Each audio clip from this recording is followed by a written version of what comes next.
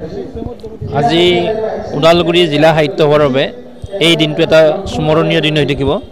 অকল ওদালগুৰি জিলা নহয়, অসমৰ জাতীয় জীৱনৰ বাবে আজি এক ঐতিহাসিক দিন হিচাপে পৰিগণিত হ'ব। কাৰণ আমি কাৰ্যভাৰ গ্ৰহণ কৰি এটা কথা ঘোষণা কৰিছিলোঁ যে যি জনগোষ্ঠীয় মূলৰ সাহিত্যিকসকলে বা যিসকল ব্যক্তিয়ে নিজৰ জনগোষ্ঠীয় ভাষাটো চৰ্চাৰ লগতে অসমীয়া ভাষাৰো শ্ৰীবৃদ্ধি সম্পাদনাৰে নিজৰ জাতীয় জীৱন আগবঢ়াই লৈ যায়, তেনেকুৱা ব্যক্তিক আমি সন্মানিত কৰিম। সেয়ে আজি আমি ওদালগুৰি জিলা সাহিত্য সভাৰ আমাৰ ইয়াতে যি আমাৰ মংগলচন্দী ব্ৰহ্ম ভাষা সাহিত্য সংস্কৃতি গৱেষণা কেন্দ্ৰ আছে, সেই কেন্দ্ৰৰ জৰিয়তে আমি মংগলচন্দী ব্ৰহ্ম সমন্বয় বঁটা আমি দুগৰাকী অসমৰ বৰেণ্য ব্যক্তিক আমি দিবলৈ আমি পাৰিলোঁ। এগৰাকী আমাৰ লোকশ্ৰী সোণবৰ বৰুৱাদেৱ, তেখেত আমাৰ শৰণীয়া কছাৰী সাহিত্য সভাৰ সন্মানীয় সভাপতি, আৰু আনগৰাকী সাহিত্য অকাডেমী বঁটা প্ৰাপক সু সাহিত্যিক নন্দেশ্বৰ দৈমাৰী মহোদয়। গতিকে আমি এই কথাটোৱে আমি বুজাব বিচাৰিছোঁ যে আজি অসমীয়া ভাষাৰ এই যাত্ৰাত মাধৱ কন্দলী ৰামায়ণ ৰচনাৰ ক্ষেত্ৰত বৰাহী ৰজা মহামাণিক্যই পৃষ্ঠপোষকতা দিছিলে। গতিকে তেওঁ এটা নিজস্ব ভাষা থকাৰ পিছতো বৃহৎ জাতীয় জাগৰণৰ কাৰণে তেওঁ অসমীয়া ভাষাটোক গ্ৰহণ কৰি তেওঁ ৰামায়ণ অনুবাদৰ প্ৰতি অনুপ্ৰেৰণা যোগাইছিলে। আৰু সেই একেটা পথেৰে গৈ আমি যদি আমাৰ এই জনগোষ্ঠীয় মূলৰ লেখকসকলক আমি ভাষা সাহিত্য চৰ্চাৰ প্ৰতি যদি আমি আগ্ৰহী কৰি গঢ়ি তুলিব পাৰোঁ যে আমাৰ সকলো জনগোষ্ঠীয় ভাষা সাহিত্য সংস্কৃতি বৰ্তি থাকিব লাগিব, আৰু তাৰ লগে লগে আমাৰ অসমীয়া ভাষাটো এটা সংযোগী ভাষা হিচাপে আগবঢ়াই লৈ যোৱাৰ কাৰণে সকলোৱে দায়বদ্ধতাৰে আগবাঢ়ি আহিব লাগিব।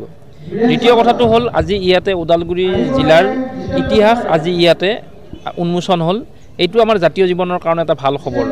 গতিকে প্ৰতিখন জিলাৰ যদি এনেকৈ ইতিহাস যদি উন্মোচন হয়, তেতিয়াহ'লে আমাৰ অসমৰ সামগ্ৰিক ইতিহাস আমাৰ উন্মোচন হ'ব। আমি অসম সাহিত্য সভাই অসম চৰকাৰৰ পৰা পোৱা এই ভাষা গৌৰৱ আঁচনিৰ ধনেৰে প্ৰতিখন জিলাৰ সমাজ সংস্কৃতিৰ ইতিহাস কৰি দিয়াৰ আমি প্ৰয়াস কৰিছিলোঁ, কিন্তু যিহেতু আমাৰ কাৰ্যকাল সামৰিবৰ হ'ল, গতিকে আমি যিখিনি অসম চৰকাৰৰ পৰা যি টকা আমি পালোঁ, সেয়া আমি এক অক্ষত পুঁজিত আমি পৰৱৰ্তী কাৰ্যনিৰ্বাহকলৈ আমি প্ৰদান কৰি যাম, আৰু তেওঁলোকে এই নিশ্চয় আমাৰ প্ৰতিখন জিলাৰ সমাজ সংস্কৃতিৰ ইতিহাস প্ৰণয়নৰ জৰিয়তে আমাৰ জাতীয় জীৱনৰ ভেটি সুদৃঢ় কৰিব পাৰিব। সৌদিনাখনো আমি বাসুদেৱ জালান বঁটা আমি এগৰাকী জনগোষ্ঠীয় মূলৰ লেখকক আমি দিছিলোঁ, পদ্ম পাতৰ ডাঙৰীয়াক। গতিকে ইয়াৰ জৰিয়তে আমি যিটো ঘোষণা কৰিছিলোঁ যে আমি জনগোষ্ঠীয় সাহিত্যিকসকলক, যিসকলে বা জনগোষ্ঠীয় যিসকল ব্যক্তিয়ে অসমীয়া ভাষা সাহিত্যৰ চৰ্চা কৰে, তেখেতসকলকো অসম সাহিত্য সভাই সদায় উৎসাহ উদ্দীপনা প্ৰদান কৰিব। আৰু এই কাৰ্যসূচীত আজি অংশগ্ৰহণ কৰিবলৈ পাই অত্যন্ত আনন্দিত হৈছোঁ। বিশেষকৈ এই ভাষা সংস্কৃতি গৱেষণা কেন্দ্ৰৰ আহ্বায়ক অখিল কলিতা ডাঙৰীয়াৰ যি ঐকান্তিক প্ৰচেষ্টা, এই প্ৰচেষ্টাত এই কাৰ্য সমাপন হ'ল। তেখেতৰ লগত আমাৰ সহযোগী আমাৰ ডক্টৰ পবিত্ৰ শৰ্মা, আমাৰ গৌৰীশংকৰ দাস, আমাৰ ভদ্ৰ শৰ্মাকে প্ৰমুখ কৰি সকলো ব্যক্তিৰ যি ঐকান্তিক জাতীয় চেতনা, এই জাতীয় চেতনাই প্ৰকৃতাৰ্থত আমাৰ জাতীয় জীৱন গঢ়িব। গতিকে আমি আটাইকে পুনৰবাৰ ধন্যবাদ কৃতজ্ঞতা জনালোঁ, আৰু সকলোকে আমি এক সমন্বয় সম্প্ৰীতিৰ দৃষ্টিভংগীৰে আগবাঢ়ি গৈ আমাৰ জাতীয় জীৱনৰ এই মহান কাৰ্য সমাধানৰ কাৰণে আমি অসম সাহিত্য সভাৰ প্ৰধান সম্পাদক হিচাপে আমি আহ্বান জনাইছোঁ। আৰু আগন্তুক আমাৰ যি 31 জানুৱাৰী, 1, 2, 3, 4 ফেব্ৰুৱাৰীত যি পাঠশালাত আমি বৰ্ণাঢ্য কাৰ্যসূচীৰে 5 দিনীয়াকৈ আমি অধিৱেশনৰ আয়োজন কৰিছোঁ, তাতো আমি জনগোষ্ঠীয় মূলৰ লেখক সাহিত্যিকসকলক আমি একত্ৰিত কৰিম। আৰু এই ধাৰণা যদি যেতিয়া আমি সাৰ্থক ৰূপত আমি ৰূপায়ণ কৰিব পাৰিম, তেতিয়া আমাৰ মাজত সংঘাত নাথাকিব, আমাৰ মাজত সমন্বয় থাকিব। গতিকে আমি এক সমন্বয় সম্প্ৰীতিৰ ধাৰণাৰেহে আমি জাতীয় জীৱন আগবঢ়াই লৈ যাব লাগিব। আমি নিজৰ ভাষাটোও ৰক্ষা কৰিব লাগিব, আৰু আনবোৰ ভাষাকো আমি সন্মান প্ৰদান কৰি আমি আগবঢ়াই লৈ যোৱাৰ আমি প্ৰয়াস কৰিব লাগিব। আজি অসম সাহিত্য সভাৰ যে ওদালগুৰি জিলা সাহিত্য সভাই মোক আজি মংগলচন্দী ব্ৰহ্ম 2022 যিটো বঁটা প্ৰদান কৰিলে, তাৰ কাৰণে মই অত্যন্ত সুখী হৈছোঁ। আৰু তেখেতৰ বিশাল প্ৰতিভা যি নেকি আমাৰ সমন্বয়ৰ মাজত ৰাখিছিল, সেই সমন্বয় ৰক্ষা কৰাৰ কাৰণে মংগলচন্দী ব্ৰহ্মৰ নামত যিটো বঁটা প্ৰদান কৰা হৈছে, সেইটো নিতান্ত প্ৰশংসনীয়। আৰু সাহিত্য সভাই ঠিক এই ধৰণে ক্ষুদ্ৰ ক্ষুদ্ৰ জনগোষ্ঠীসমূহৰ যিবিলাক ভাষা সাহিত্য বিকাশৰ কাৰণে যি পদক্ষেপ হাতত লৈ আছে, আৰু সেইবিলাক যদি অদূৰ ভৱিষ্যতলৈকে ৰৈ থাকে, তেতিয়াহ'লে আমাৰ নিশ্চয় অসমখন আমি নিজকে একতাৰ বিশ্বৰ বুকুত আমি প্ৰতিষ্ঠা কৰাৰ কাৰণে সুস্থ সবল অসমীয়া জাতি হিচাপত আমি নিশ্চয় গঢ় দিব পাৰিম। গতিকে এই আশা আমি ৰাখিছোঁ। গতিকে আজিৰ যিটো অনুভৱ, সেইটো খুবেই আনন্দকৰ অনুভৱ।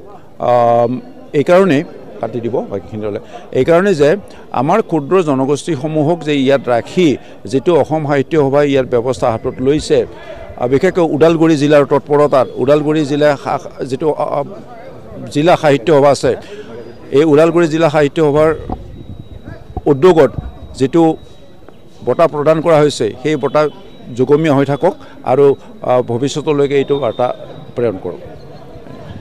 ভাল লাগিছে কাৰণ তেখেতক মই দাদা হিচাপে সেই সময়ৰ পৰা গণ্য কৰি আহিছিলোঁ আৰু তেখেত মোৰ সাহিত্য ক্ষেত্ৰৰ গুৰু।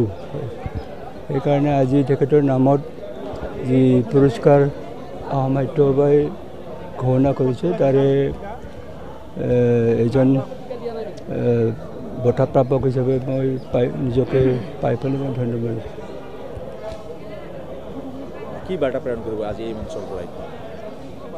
মংগল চন্দী ব্ৰহ্ম আচলতে এগৰাকী খুব এজন ভাল সাহিত্যিক, লগতে বিভিন্ন জনগোষ্ঠীৰ লগত সম্পৰ্ক ৰক্ষা কৰি অহা এজন ব্যক্তি আছিলে আৰু বিশেষকৈ সামাজিক ক্ষেত্ৰত তেখেতে বিভিন্ন জনগোষ্ঠীৰ মাজত কেনেধৰণে আমাৰ সামাজিক গাঁথনিবিলাক আমি মজবুত কৰিব লাগে, বিভিন্ন জনগোষ্ঠীৰ মাজত শান্তি সম্প্ৰীতি, এইটো ক্ষেত্ৰত তেখেতে কাম কৰিছিলে। আৰু সেইটো ক্ষেত্ৰত তেখেতৰ নামত আমাৰ অসম সাহিত্য সভাৰ লগতে ওদালগুৰি জিলা সাহিত্য সভা আৰু মংগল চন্দী ব্ৰহ্ম ভাষা সাহিত্য সমন্বয় বঁটা প্ৰদান কৰা যিসকল গৱেষণা কেন্দ্ৰ, এই গৱেষণা কেন্দ্ৰৰ পৰা যিটো বঁটা তেওঁলোকে ঘোষণা কৰিছে সেইটোৰ ওপৰত মই ক'ম যোগ্য এজন বিবেচনা হৈছে। আৰু সেইকাৰণে আজি মংগল চন্দী ব্ৰহ্ম আমাৰ মাজত জীয়াই থাকিব এজন প্ৰতীক হিচাপে, সমন্বয়ৰ বাৰ্তা প্ৰেৰক হিচাপে জীয়াই থাকিব।